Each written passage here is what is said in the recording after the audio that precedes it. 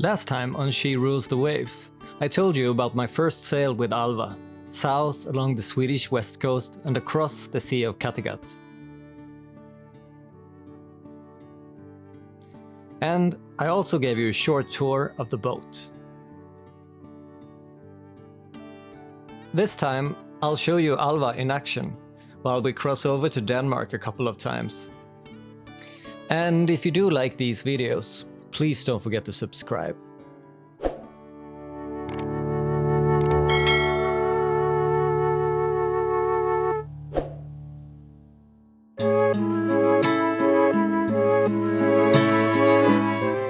In the crossover between summer and fall 2020, Denmark closed its border even for the Swedes due to the virus. However, my girlfriend Maia lived in Denmark, so I got a declaration that allowed me entrance. I took that opportunity to sail to her closest marina, Brøndbyhavn, a couple of times instead of just taking the train when visiting her. At the time, this YouTube channel wasn't created, so the footage of these sails is unfortunately sparse.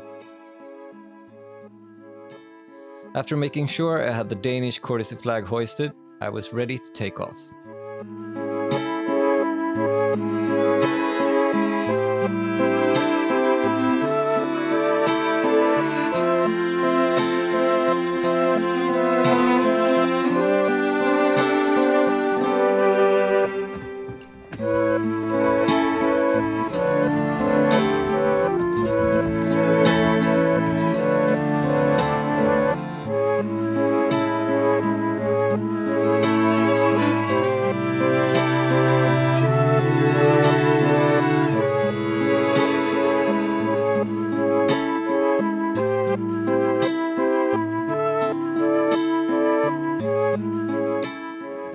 So, not very windy today.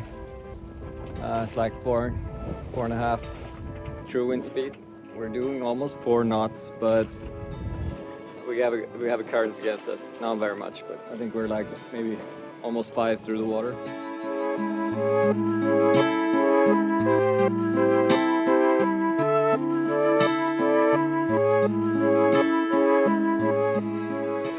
After passing out of the bridge, the wind increased considerably, and after just a short leg on a beam reach, both the wind and the current kept changing direction, dead against where I was going.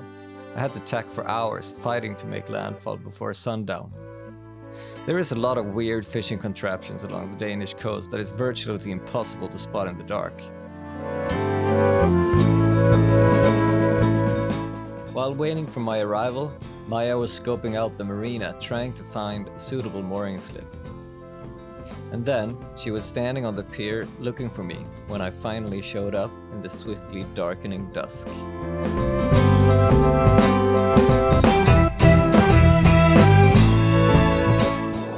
This one time, when Maia was seeing me off from the pier, I had a plan to turn into a perfect beam reach around the bay, and then hoist the spinnaker when turning into the sound and homewards. I had an amazing sail, until I got surprised by a gale force squall that ripped my spinnaker before I had time to react. I managed to get it down through the forward hatch and got back into the cockpit before the sky opened up. I raced back home on a reefed main, and I even got a rainbow on the home stretch. Except for the trash kite, I was exhilarated when I made port, just before the sunset.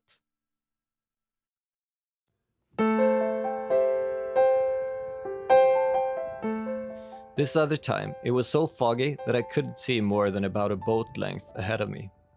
It made me kinda nervous since the water outside the marina isn't much more than a foot deeper than my keel, and I couldn't see the navigation mark for the inlet.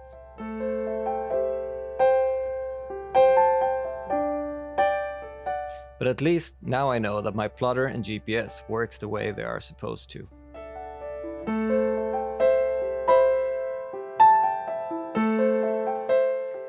And even the foggiest day usually clears up, and sometimes you end up with a home stretch as magical as this one.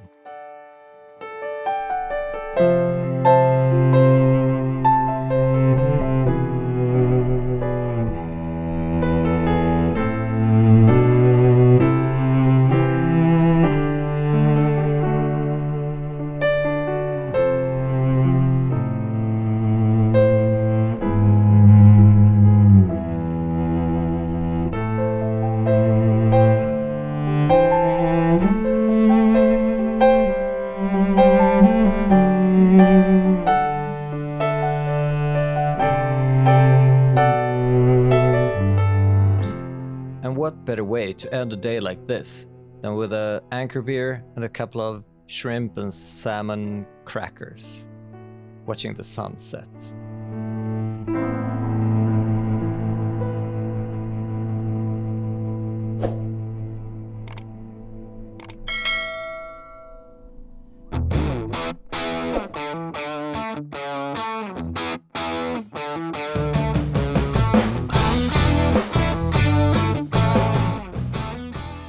As you might have realized by now, living in the south of Sweden means we are very close to Denmark.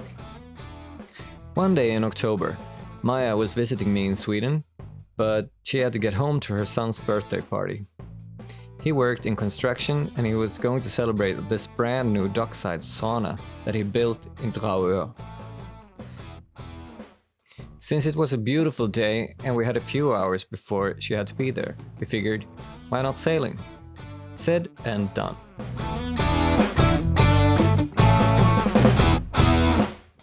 Just a few days before this trip, I started to think about a YouTube channel.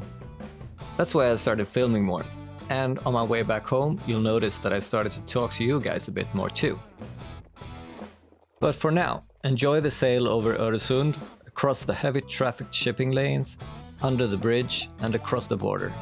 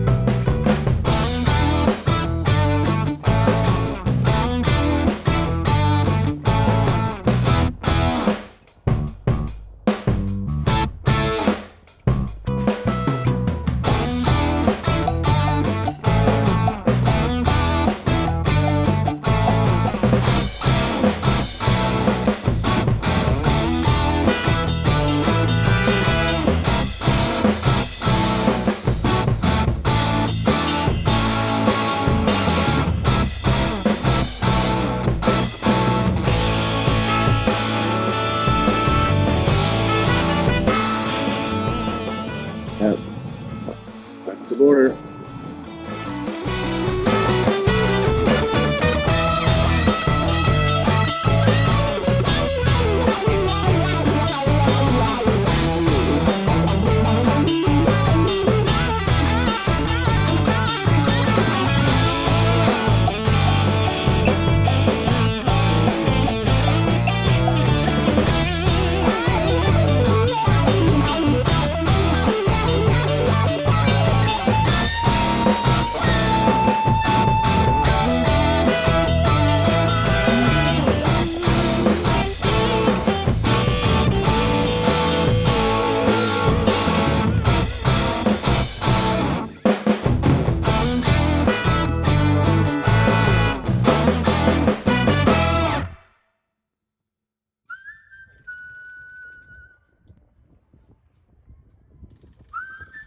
I didn't really have time to stay, so I just waved goodbye to everybody and jumped back on board and started my sail back home. Alright, so I left Dragør, Trao in Danish, or something like that. And the wind is, virtually died down totally. So it's like now 0.6 knots of wind, which means motoring back to Sweden. But all the way here was beautiful. I mean, perfect beam reach and yeah, can't complain. So yeah, I left Maia at this beautiful little fortress back there, and now I'm heading back towards the bridge and back to Sweden.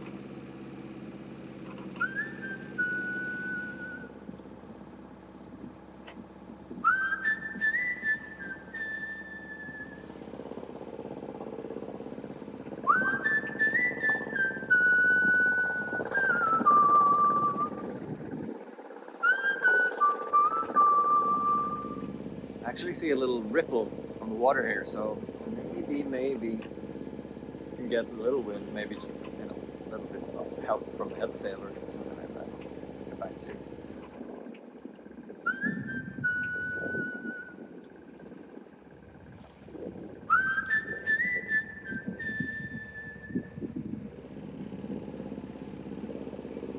Alright, so I got a little wind, a little ripple on the water, and kind of, I put out the head sail a little bit, the jib, and it helps me up like half a knot or something. The wind is just about 3 to 4 knots, so no real sailing, I'm afraid.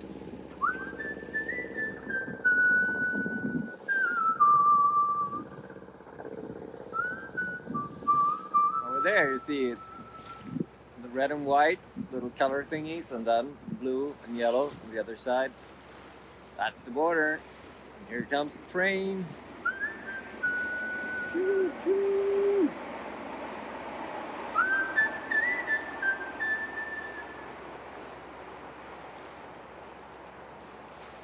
And down below you can see the turning torso of Malmö.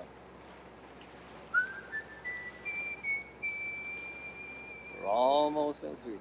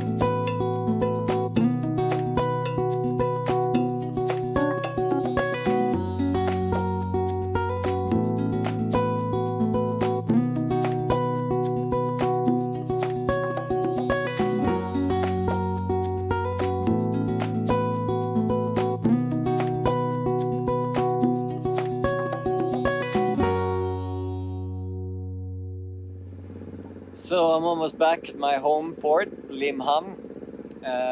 It's been just motoring, but the water's beautiful. The sunset behind me. I hope you can hear me though over the engine sound, but we'll see. When I get into my slip, I'm going to take the sails down, and then on Monday I'm gonna give them to Gransegel, to the sailmakers, to make sure they're up to date, and maybe do some enhancements and stuff like that. The season is not over, as long as it doesn't get icy. Well, knock on wood.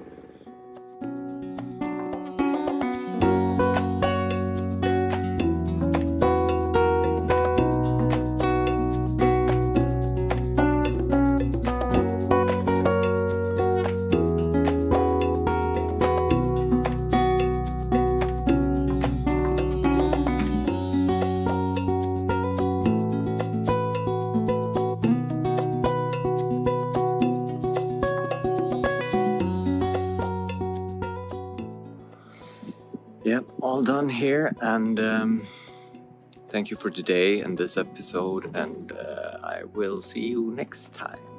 Take care.